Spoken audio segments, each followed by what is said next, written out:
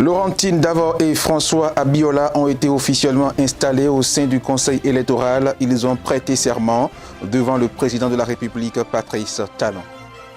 La rencontre Talon-Yayi continue de faire réagir les Béninois. Vous suivrez quelques-uns dans ce journal. En interactualité, le Mali annonce la création d'une école de guerre. La décision a été prise par le Conseil national de transition. Mesdames, Messieurs, voilà pour les titres. Le développement est à suivre absolument. Mesdames, Messieurs, merci d'être toujours présents au rendez-vous de l'information sur Speedline TV. Démarrons cette édition par une autre brève.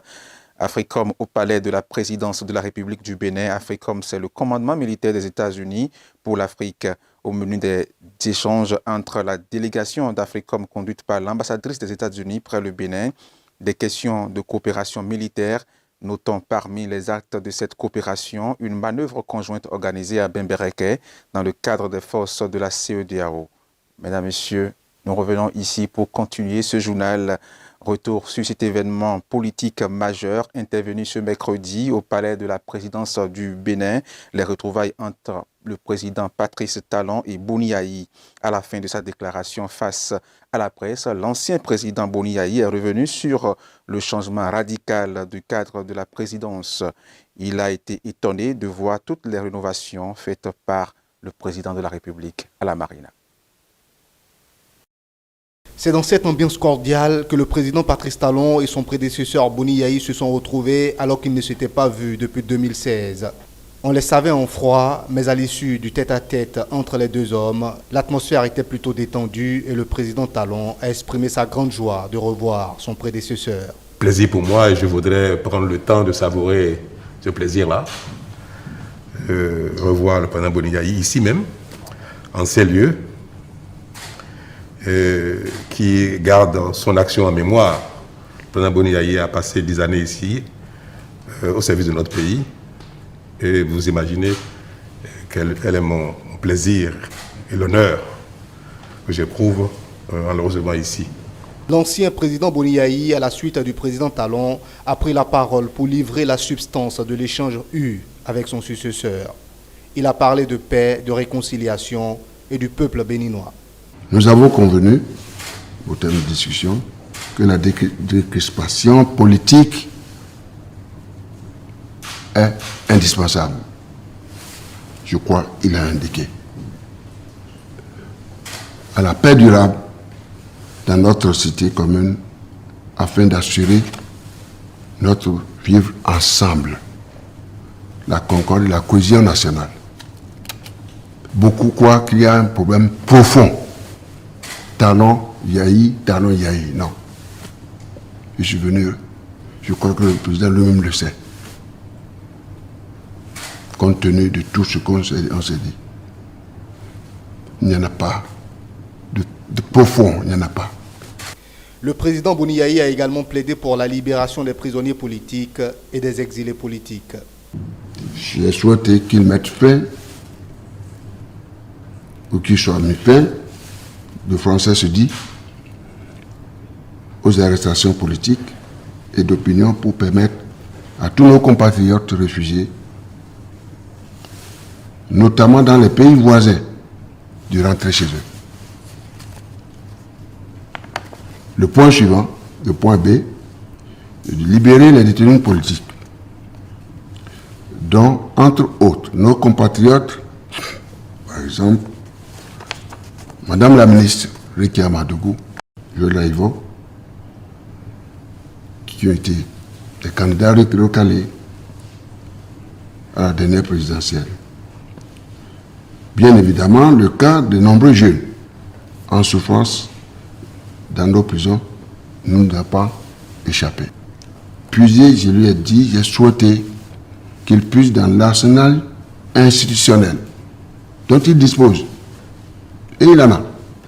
Il dit bien, il a souhaité, dans les meilleurs délais, n'est-ce pas, le retour de ces exilés politiques dans la mère patrie, de tous ces exilés politiques condamnés ou non.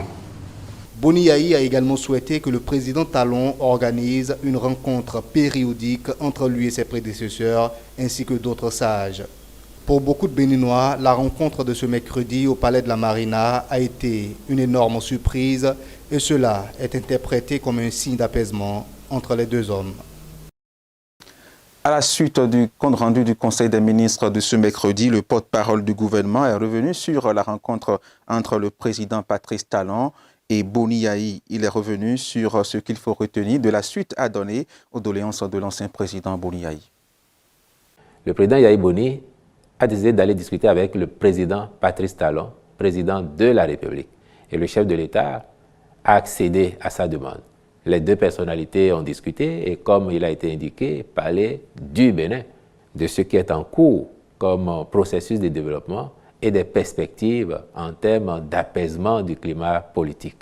Et donc, c'est quelque chose à saluer. Et c'est le lieu de réitérer que pour tous ceux qui voudraient rencontrer le président Patrice Talon, c'est un homme de parole. Il a dit à sa prestation de serment que nous devons nous réunir maintenant autour des tâches de développement. Donc, tous ceux qui se sentent utiles, qui veulent participer à l'œuvre de développement du Bénin, qui veulent participer à l'apaisement, qui veulent participer à révéler le Bénin, le chef de l'État est disposé à les rencontrer et à discuter avec eux. À la fin de l'entrevue entre les deux personnalités, l'ancien président a restitué aux médias le contenu de ses doléances. Le chef de l'État, comme il a dit, M. Boni Yayi, le chef de l'État l'a écouté et a pris acte. De façon responsable, il ne fallait pas s'attendre à ce que sur le champ et devant les caméras, le président Patrice Talon dise quelle est son approche vis-à-vis des préoccupations qui lui ont été soumises. Il y a des instances dans la République. Le chef de l'État a pris bonne note. Si demain, ces doléances aboutissent à des décisions ou à des actes, vous en serez forcément informés. Les réactions continuent après la rencontre entre Patrice Talon et Boni Yayi ce mercredi. Dans la compilation d'extraits que vous allez suivre, nous vous proposons la réaction d'un jeune acteur politique, d'un avocat et d'un ancien député.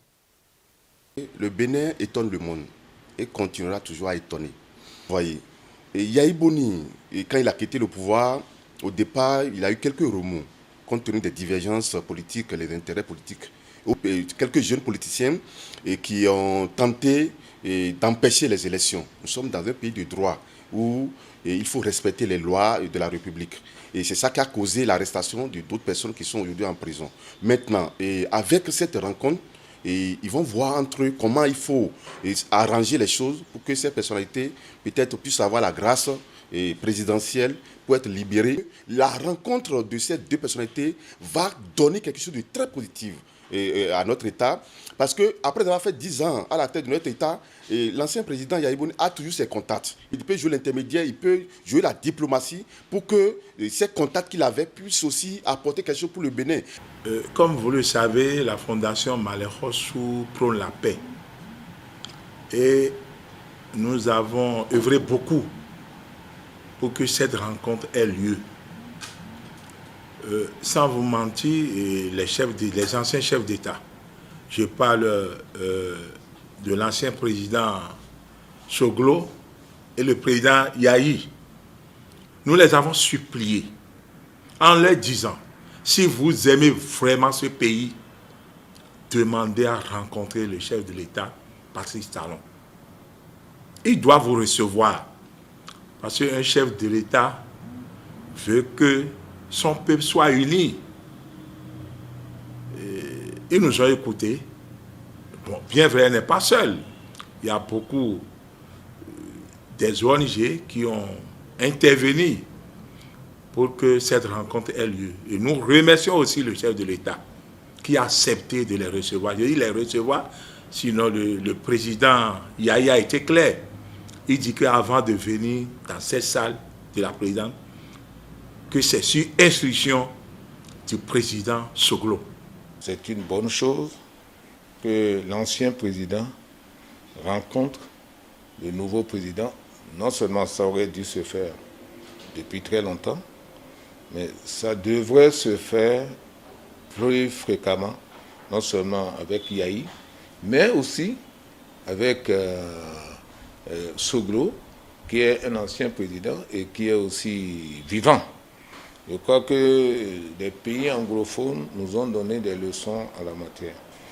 C'est-à-dire, lorsqu'on passe l'exécution du texte constitutionnel à un nouvel élu, c'est normal qu'on se rencontre de temps en temps pour savoir si nous sommes toujours sur le chemin que le peuple nous a tracé. Donc, mais il faut ajouter une chose.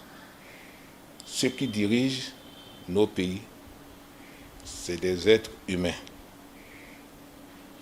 Et ils les dirigent en fonction de ce que nous leur demandons et de ce que nous exigeons d'eux. Donc c'est bien que de temps en temps, ils nous demandent aussi à nous le bilan que nous en faisons.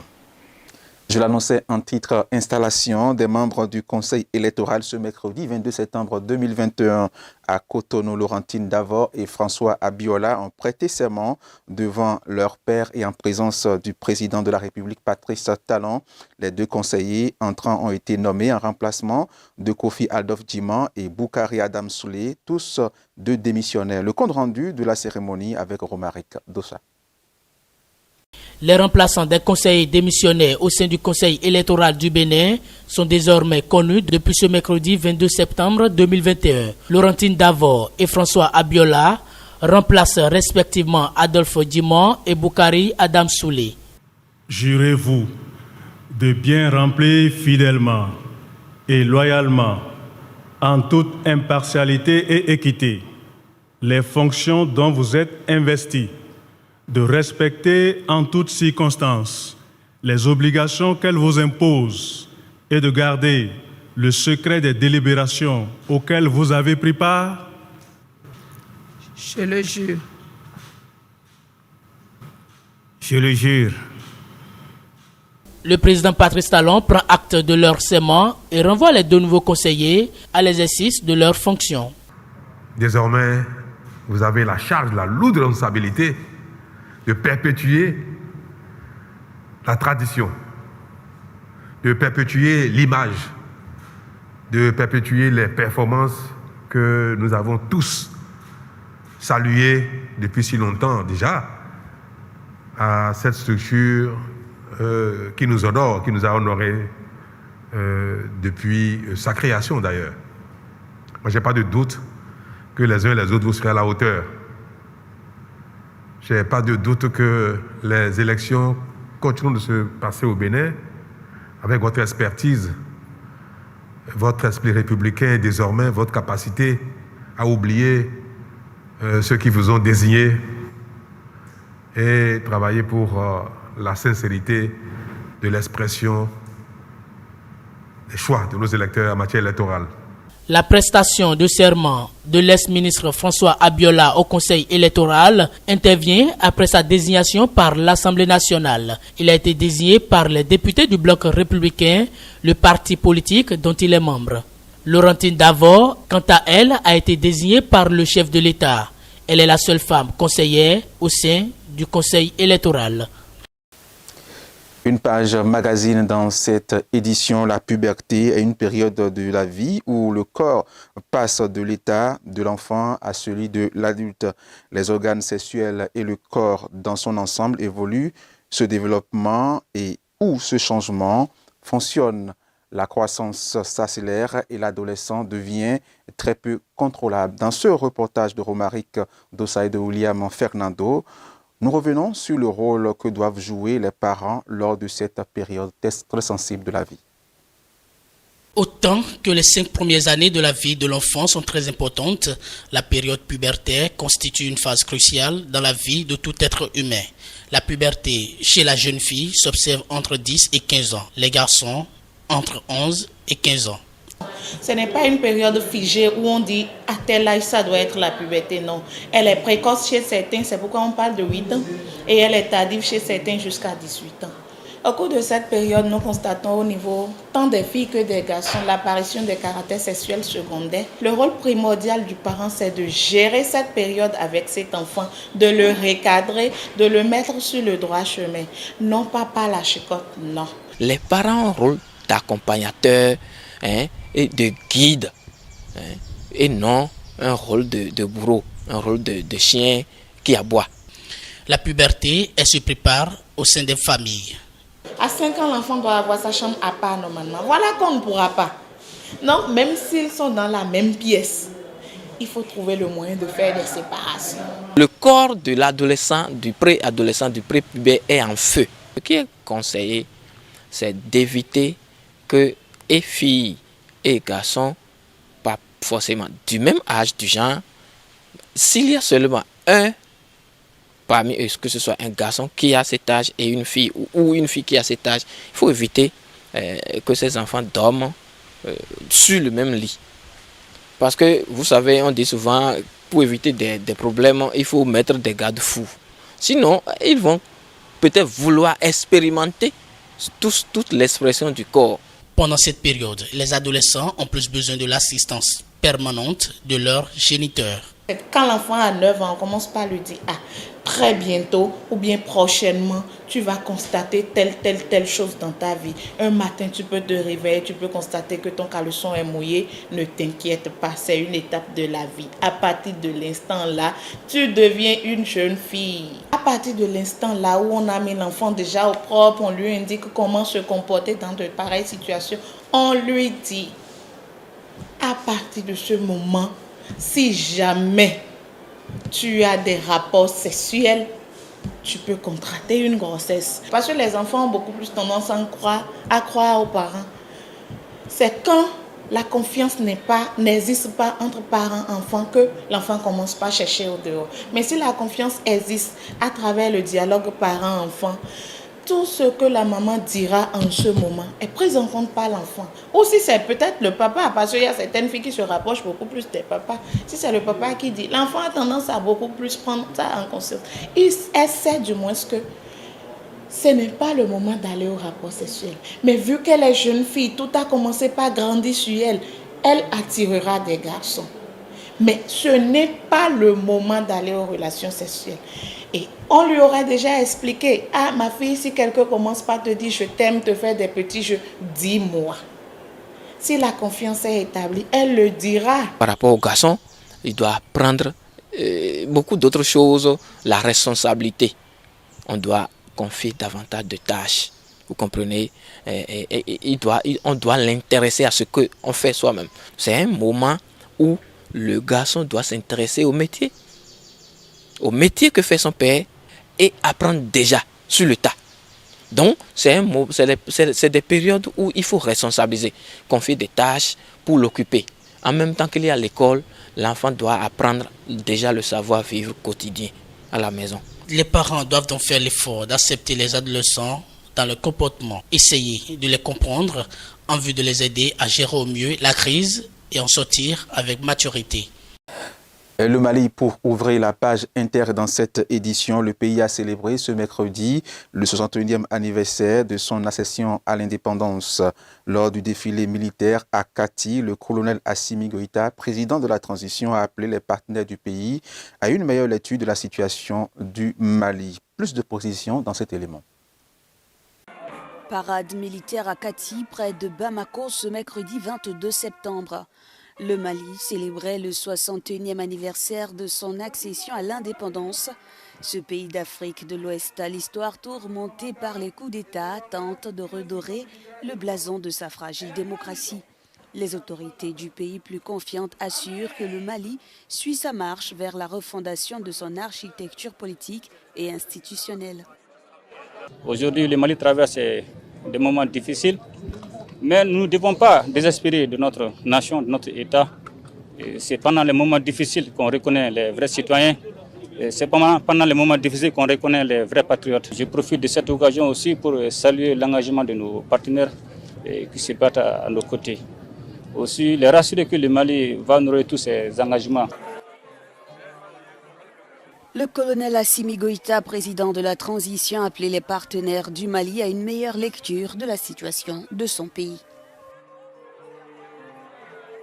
Nous restons au Mali où le Conseil national de la transition a adopté ce jeudi le projet de loi portant la création d'une école de guerre. Le CNT, qui a valeur de l'Assemblée législative pendant la période de transition, a voté la création de cette école voulue par les nouvelles autorités et qui a pour vocation de renforcer l'arsenal sécuritaire national, notamment dans la formation des futurs cadres de l'armée militaire. Le Mali va mettre sur pied son école de guerre. La loi irrélative a été adoptée jeudi par le Conseil national de transition. Confronté depuis 2012 à l'insécurité dans sa partie nord et centre-nord, le pays veut assurer une formation de haut niveau aux officiers supérieurs de ses forces de défense et de sécurité. C'est à l'étranger que les officiers supérieurs des FAMA, les forces armées maliennes, sont formés jusqu'ici. L'idée consiste aussi à assurer à long terme son autonomie en matière de riposte sur le plan sécuritaire. Face au terrorisme, Bamako bénéficie en effet du soutien des forces françaises de l'opération Barkhane et d'un peu plus de 12 000 casques bleus, dont l'avenir n'est toujours pas garanti.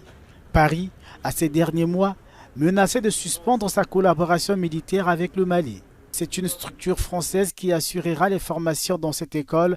Les Russes de Wagner, attendus à Bamako, pourraient aussi y jouer un rôle. Namibie à présent, l'accord sur le génocide allemand perpétré contre les populations Hereros et les Mbama est très contesté au Parlement namibien. L'examen du texte soutenu par le gouvernement a donné lieu à un débat houleux ce mardi à l'Assemblée nationale. Reportage. L'accord conclu entre Windhoek et Berlin sur le génocide perpétré contre les Herero et les Nama, deux composantes de la population namibienne, entre 1904 et 1908 passe mal. La réparation financière, plus d'1 milliard d'euros, proposée par l'ancienne puissance colonisatrice, n'est pas du goût de l'opposition namibienne. Les gens disent oui, il y a d'autres Namibiens qui ont été affectés, c'est vrai. Nous ne le nions pas, parce que nous savons que pendant cette période d'occupation allemande, il y a eu la guerre. Mais pendant cette période, quelque chose de spécifique s'est produit, le génocide. Nous rejetons donc l'accord ou la déclaration parce qu'il ne répond pas aux besoins des communautés touchées.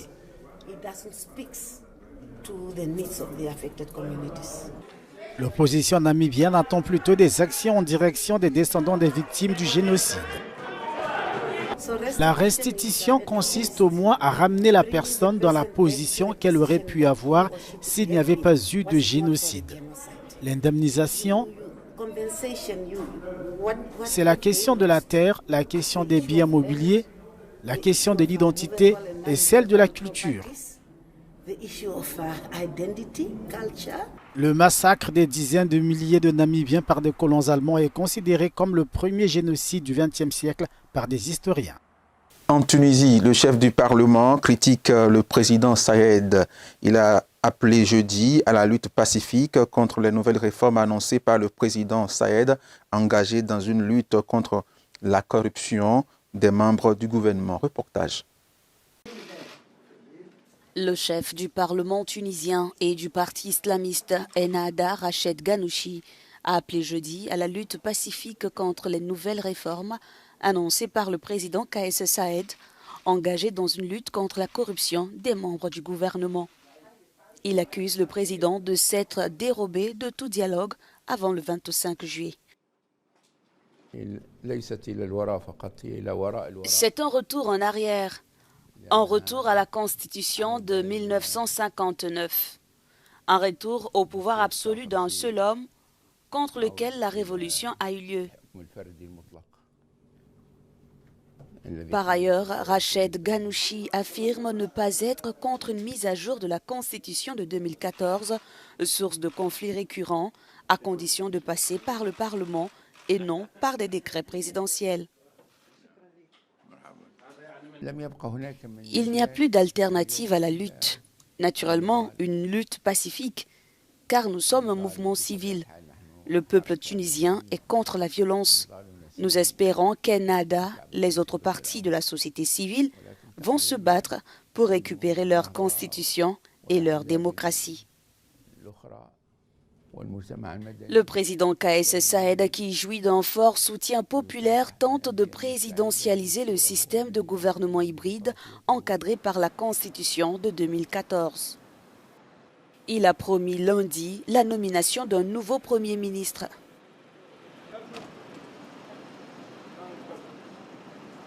Et voilà qui vient mettre un terme à cette édition. Merci à toute l'équipe technique qui nous a accompagnés. Merci également à vous qui l'avez suivi. Portez-vous bien et très bon appétit.